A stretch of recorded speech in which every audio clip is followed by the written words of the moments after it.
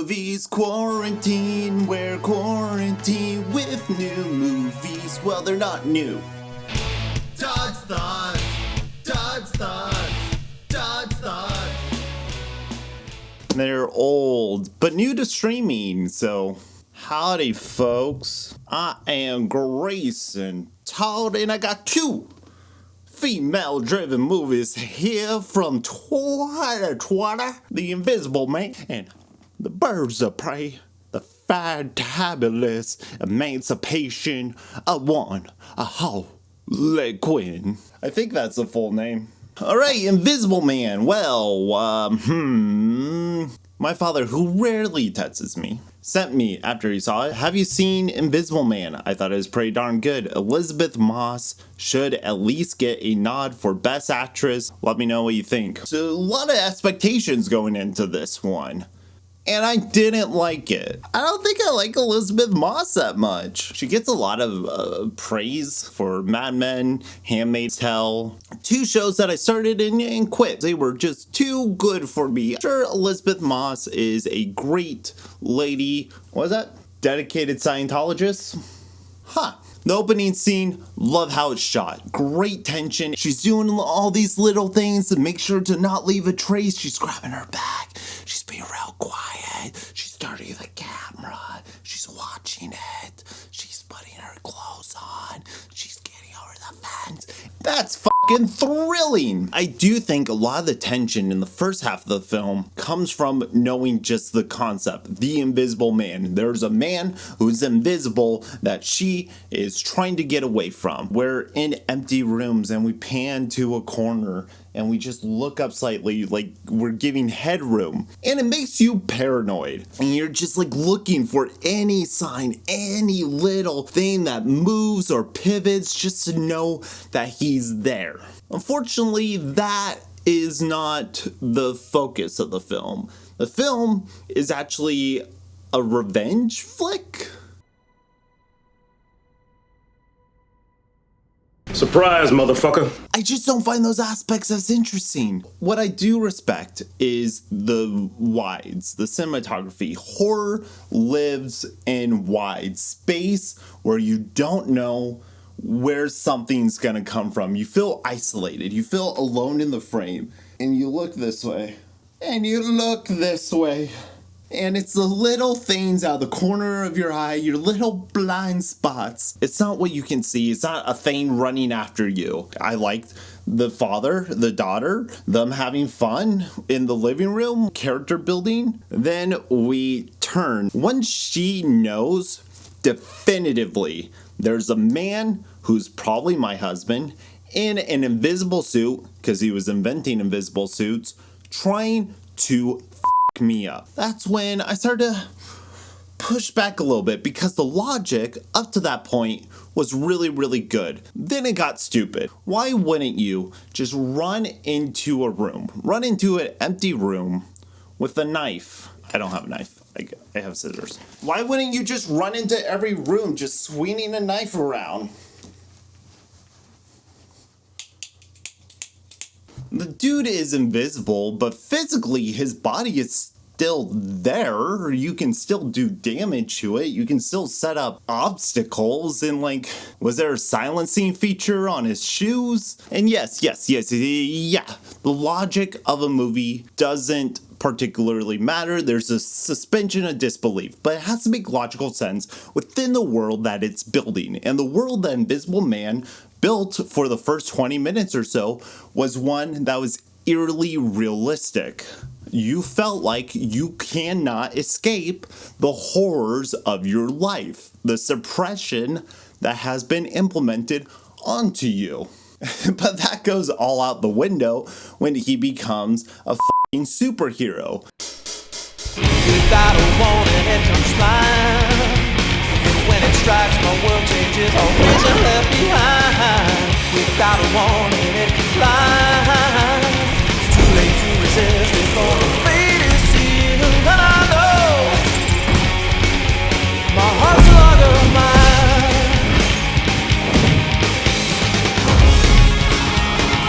It's just like an outlaw, feeling so strong.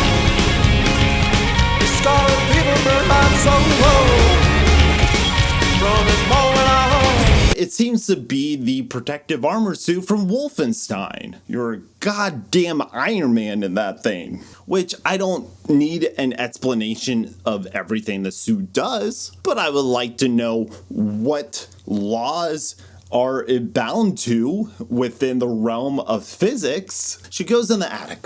Ooh, great scene.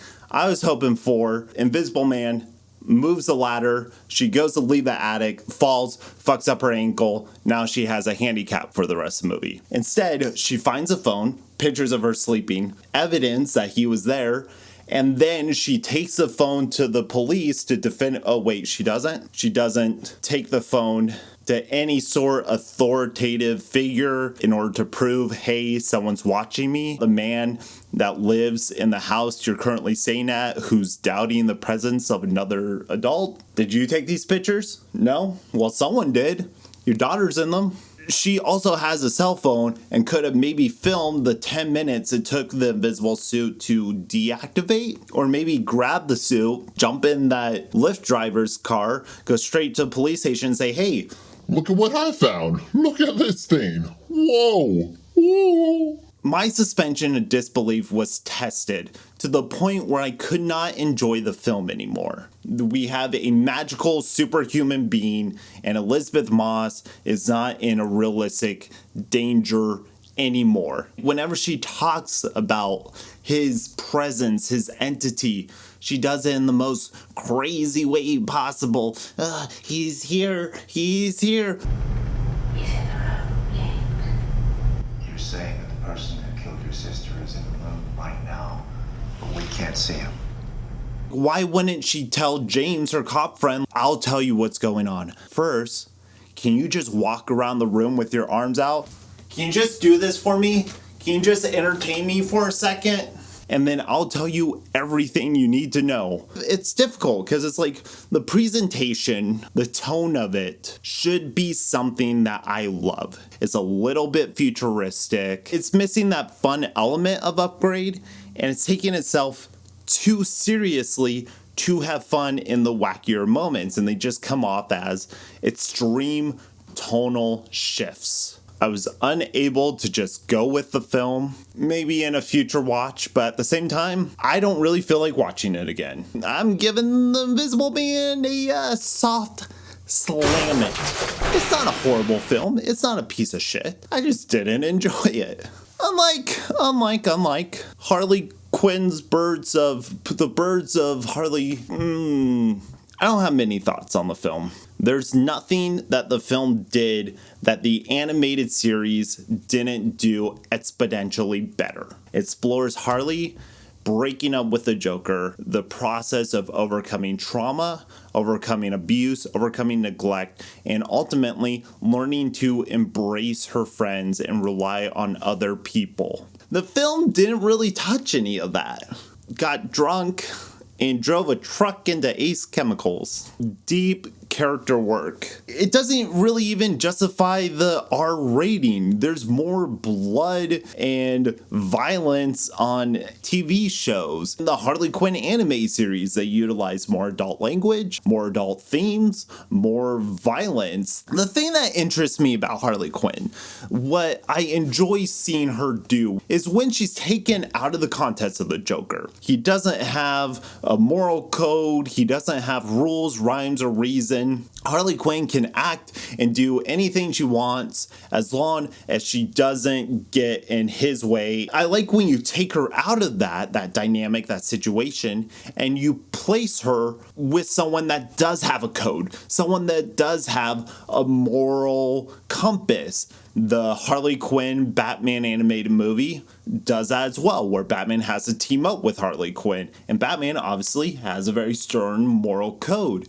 In the animated series, Harley Quinn teams up with Poison Ivy. Poison Ivy, also a villain, but she has a very specific goal. She just wants to see Harley recover any way that's best for her. Harley, she has to still maintain her villainy because she wants to be part of the Legion of Doom, but now she has to approach it with approval of the only person who will take her in. The film seems much more interested in just following Harley Quinn stumble from scene to scene, narrating in a way that makes the plot confusing and jumbles the timeline to show an action sequence that would have probably come much later in the film if they just told it linearly. There's not a strong theme about relationships or overcoming abuse, which I think is what they're trying to say, because Black Canary witnesses some up shit with Black Mask. Of course, a Huntress has her entire past. The detective didn't get promoted over her partner, even though she solved some big case. All these women have been suppressed or abused by men, and it's about reclaiming their power, and that's great. It wasn't done in a way that was inherently interesting to say because the plot did not progress or push any of those thematics. Could have been done with anyone, anywhere. Black Mask wants wealth. Here's a diamond with wealth in it. Someone steals that diamond. Someone needs to get that person who stole that diamond. You could have had any DC, Marvel, IDW character, doesn't matter. You could have had anyone going after that thing. It was not specific nor tied into Harley in any way possible. It would have been more appropriate for a Catwoman movie because Catwoman steals jewels. That's her thing. I like the color. I think the action scenes were wonderful. I love Harley's fighting style where it's like acrobatic, there's gymnastics, she's flexible, and she has to find creative ways to take down larger opponents and being overwhelmed.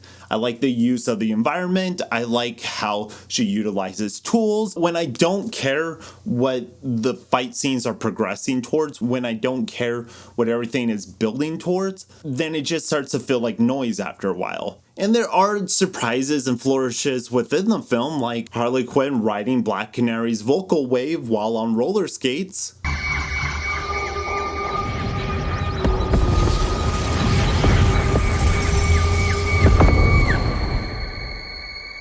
Something enjoyable that they're doing specific to the characters, but there's not many moments like that because there's not really the birds of prey. Love Mary Elizabeth Winstead in general. Also as a Huntress, I think she plays serious and tortured really well, and they were extremely true to that character in how she's presented in the comics. The best character, the most fleshed out one, the one that has revenge and a reason and a motive, and it's a joke. They laugh at her. And if this was thrown up midday during a fucking week, then I would sit down and enjoy it and I would watch it. But start to finish, I don't think the journey justifies an entire movie. Fortunately, I have to give Birds of Prey, the fantabulous emancipation of one Harley Quinn, a slam jam.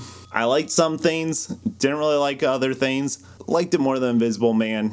DC, keep making things with a strong voice and a strong perspective, but make sure you have something to say with that voice. Well, I'm Greysontodd. Thank you for watching this video review. Please stay tuned for more reviews, talks, thoughts, what have you. Stay positive, everybody. Watch some good shit. Stay indoors. I'll talk to you guys later. Toodles. Can't take this fever from my mind. Burns away all that is past and draws me to his side. The directed